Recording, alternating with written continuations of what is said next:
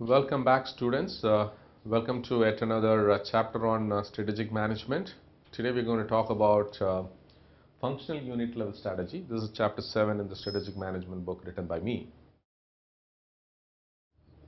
We have seen corporate level strategy and business unit level strategy in the last two chapters. Now the logical extension of that is the functional unit level strategy.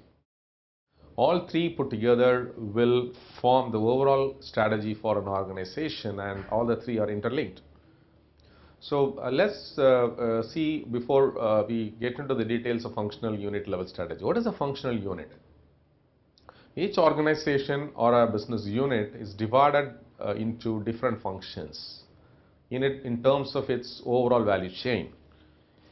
The different functions could represent different areas of expertise within the organization, capabilities, competencies, and skills.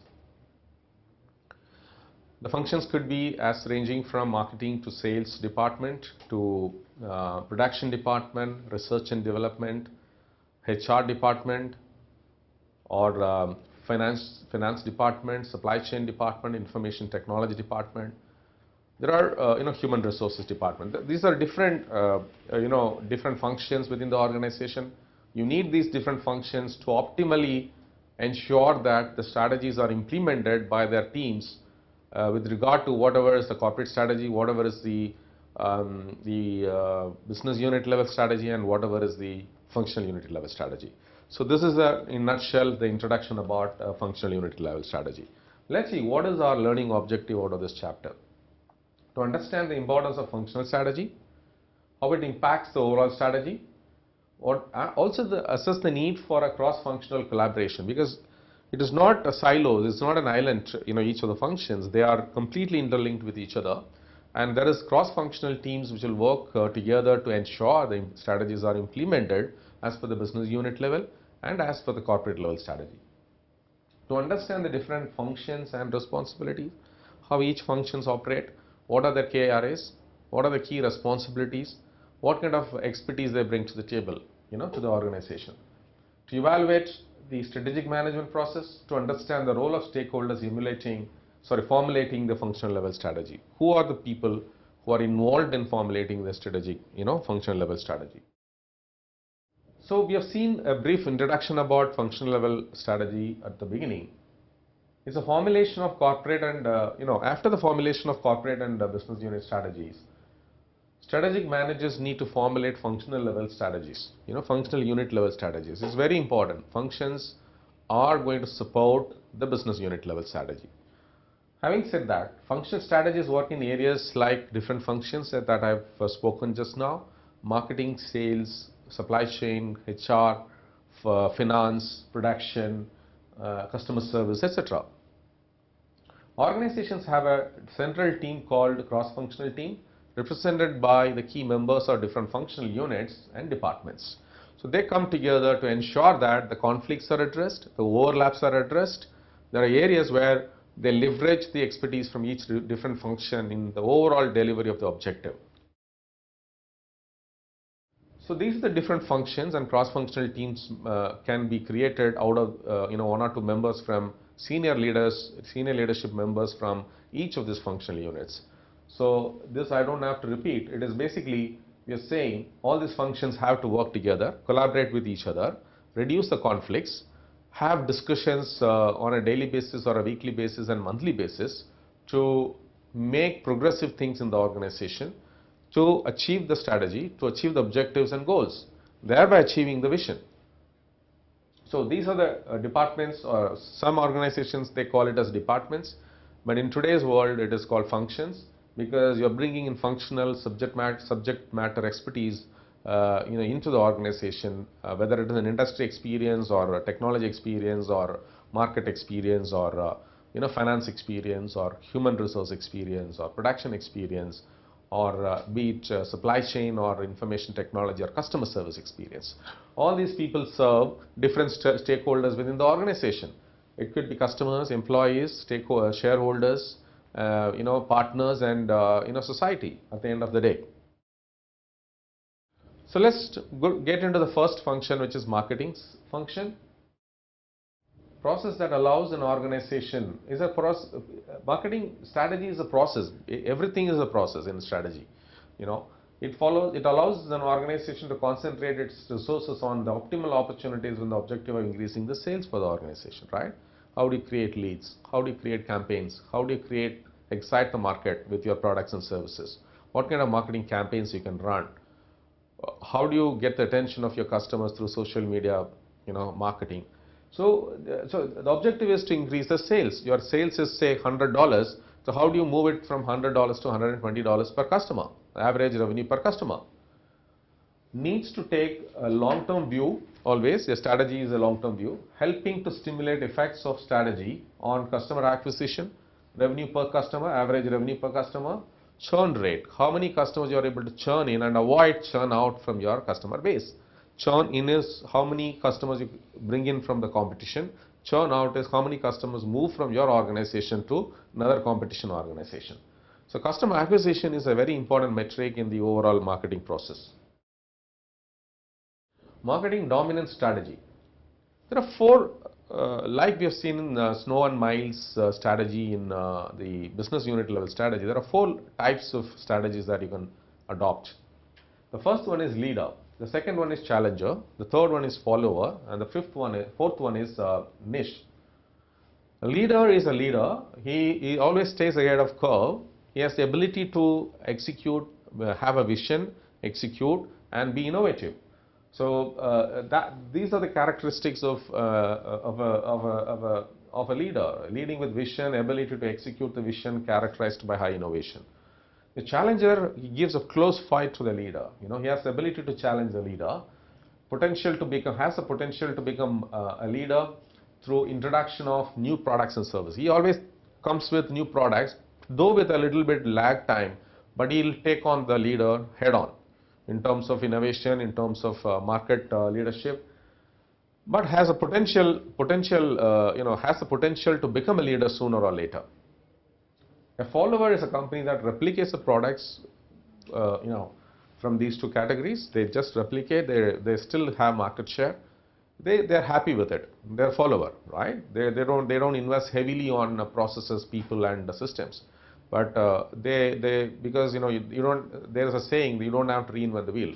So they don't have to reinvent the wheel. They just do a replication process. Niche player focuses on unique concept, basically addressing very specific segments of the market, concentrate their efforts on specialized products and services. So these are the four different strategies you can have, marketing strategies. Marketing strategist has two principal strategies to choose from. You can, depending on where your organization is. If your organization is in a niche place, a niche marketplace, then you will look for niche customer acquisition. Niche means very specialized service, very specialized product, very narrow focused market segment. A penetration means you have already got very strong market and you want to penetrate further into the market and you want to acquire more customers, reduce churn, and then increase the average revenue per customer. So these three principles, three guidelines apply to any of the marketing strategy. Growth. Marketing manager may choose from two additional alternatives: segment expansion and brand creation, brand expansion. The whole idea is to create visibility. Whole idea is to sell more, to create more opportunities for the organization. Business unit, opportunity for business unit. So in that process, you will try to expand your branding by creating ads and advertisements and visibility for your organization through conducting road shows and seminars and things like that. Customer interactions. Segment expansion by identifying the right segments and expanding into new segments and diversifying into new segments and expanding the existing segments. Segments means customer segment. Right? For example, India has got a huge demographic advantage. So you will start creating products for each of the segments or each of the verticals, each of the horizontals. So those are segment expansions. Maturity. Sales growth slows, stabilizes, starts to decline. a firm maintains a hold and a stable marketing mix. I think we have seen this in the overall, fundamentals of strategic management, where there are four stages of life cycle of a product, which is basically introduction stage, where the product gets introduced; growth stage, where you penetrate and you expand into your marketplace; maturity means your product gets into a plateau stage, where sales start declining, and a stable with a stable marketing mix. What is the marketing mix? We'll talk about it in a couple of slides. First, let us talk about marketing strategies according to Shorik. Decline in marketing strategy, basically it's attributed to decline in sales, because the sales approaches, the costs of sales exceed the cost of acquisition. So obviously you'll not be able to replicate it further.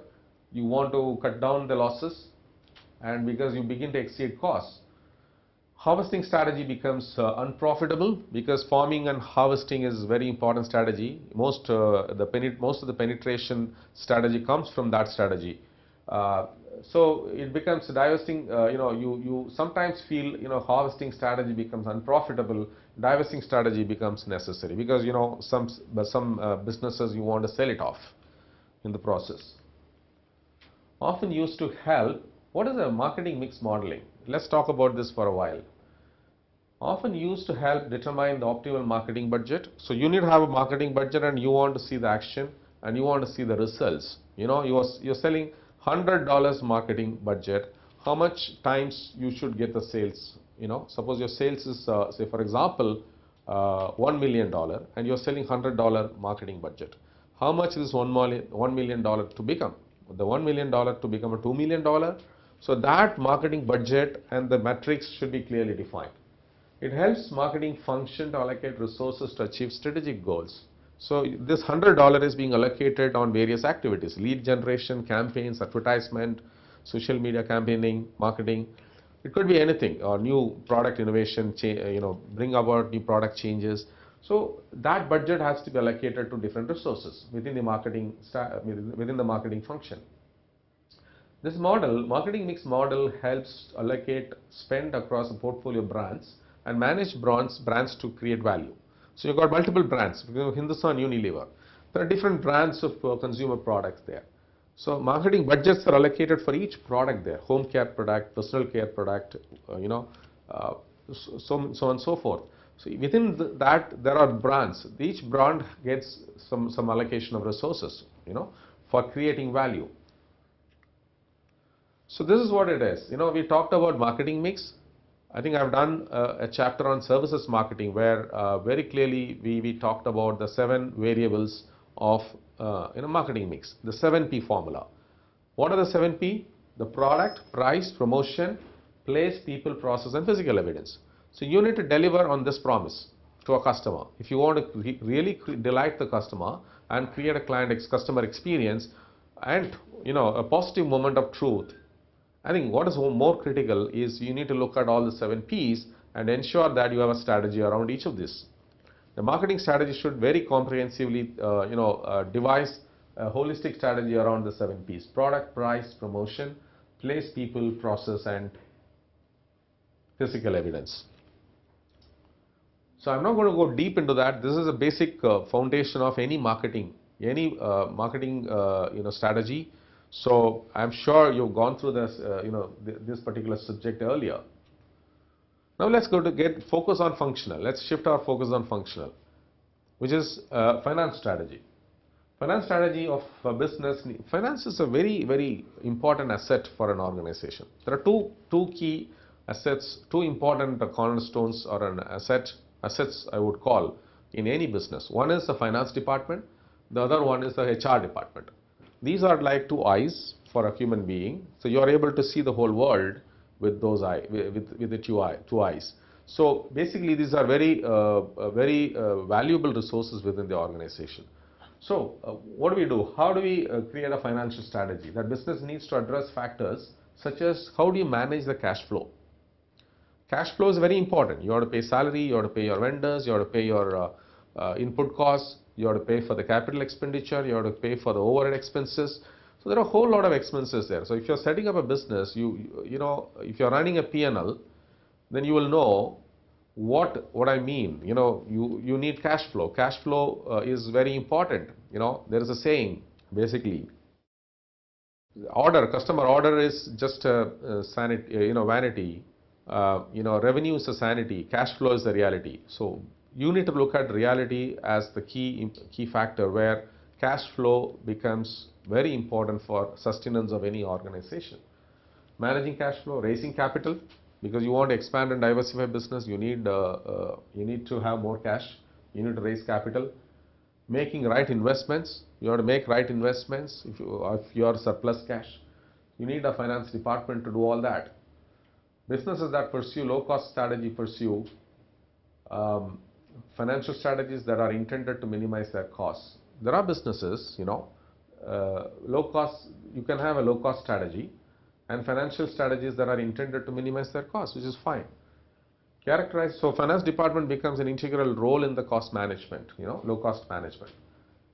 It is characterized by clearly measurable metrics and financial ratios like revenue per customer, profitability, gross margin, net margin, EBITDA, operating expenses, employee costs, PBT, net profit. So there are many metrics, measurable metrics within the finance strategy. Human resource strategy. Underlying strategies develop its human resource. Human resource is the second most important thing, important asset in an organization.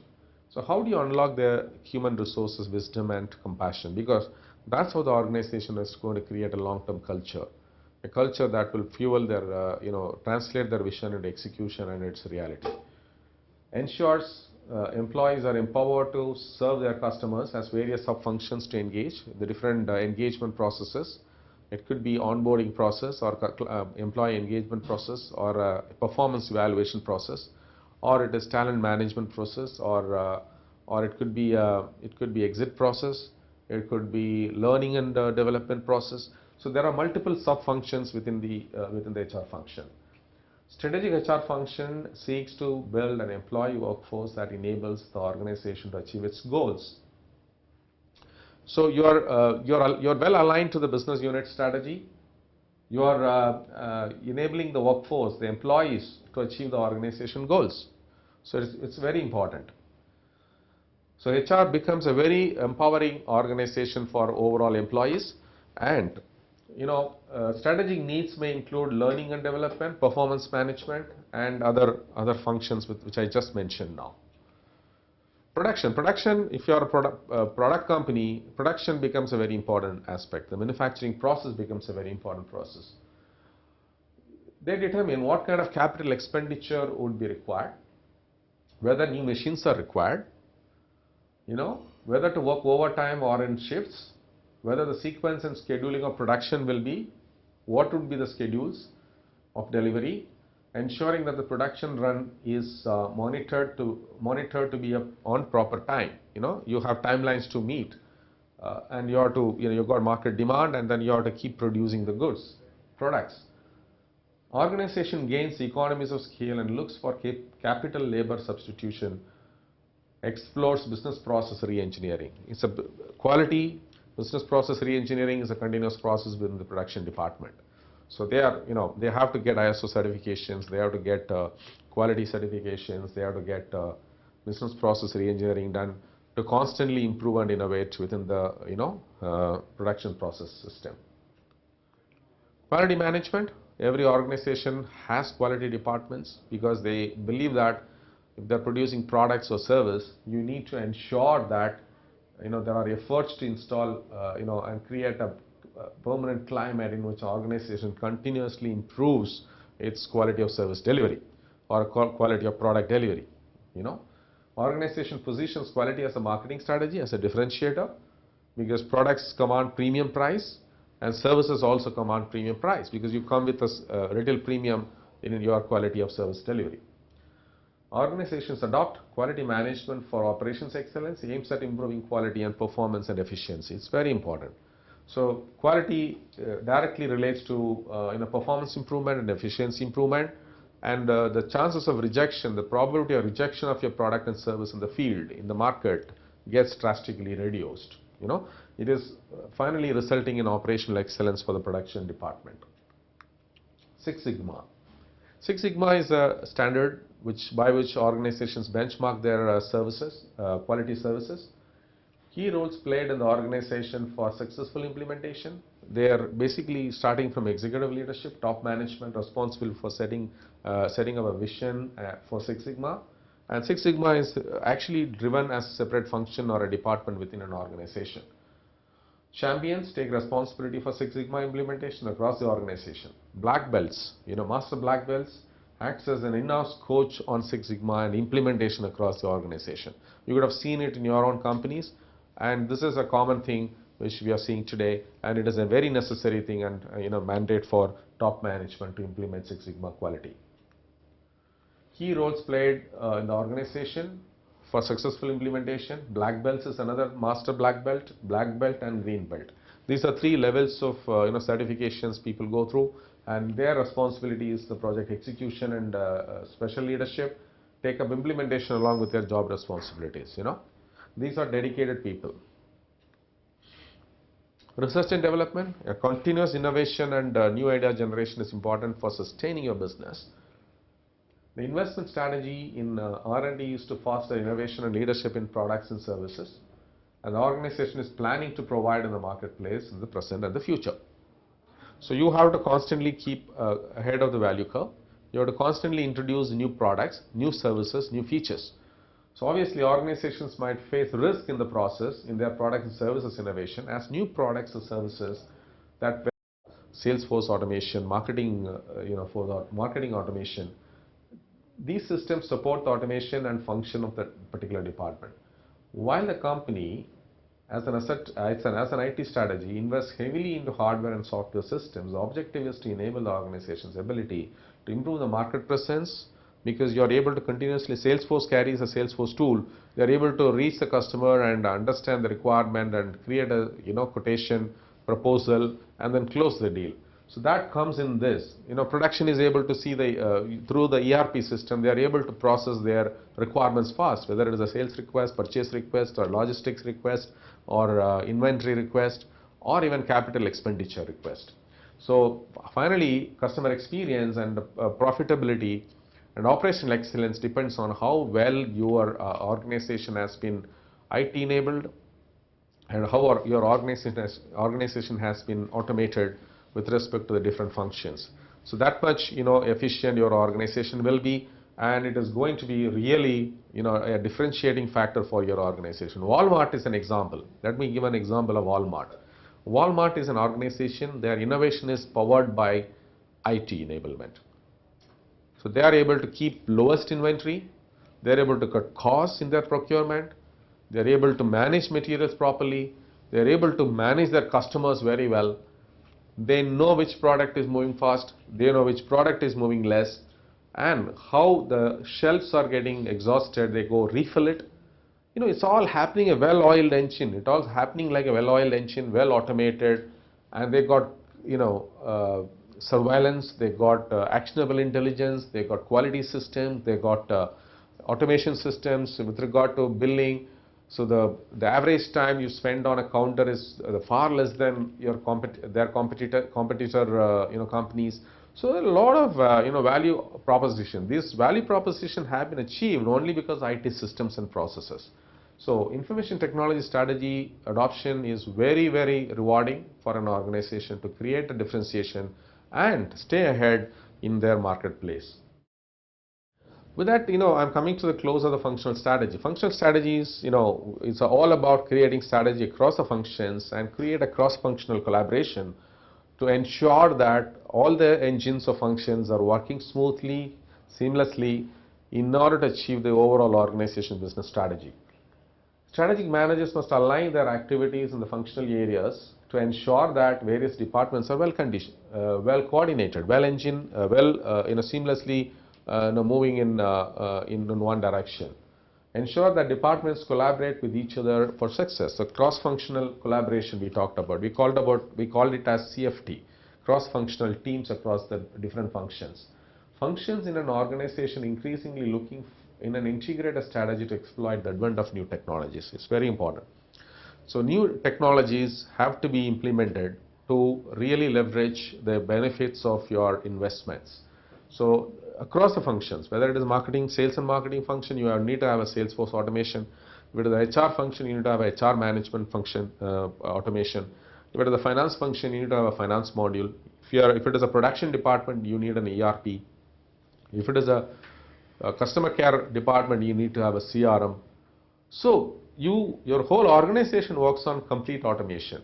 So it is not people dependent. Of course, people will be there. People, process and tools. These three things make together, all the functions work seamlessly, all the functions collaborate with each other. The cross-functional teams are working to remove conflicts and work towards a common goal to achieve the vision and strategy of the organization, of the business unit and the corporate strategy. With that, we are coming to the end of functional strategy. So we have covered all the three strategies: corporate level strategy, business unit level strategy, functional level strategy. All the three levels of strategies work together in tandem to ensure the company's vision and strategy is executed well. So the next chapter will be talking about strategy formulation. With this, I am concluding the functional level strategy discussion here. And if you have any questions, you can always write to me. Thank you for your time and see you in the next class.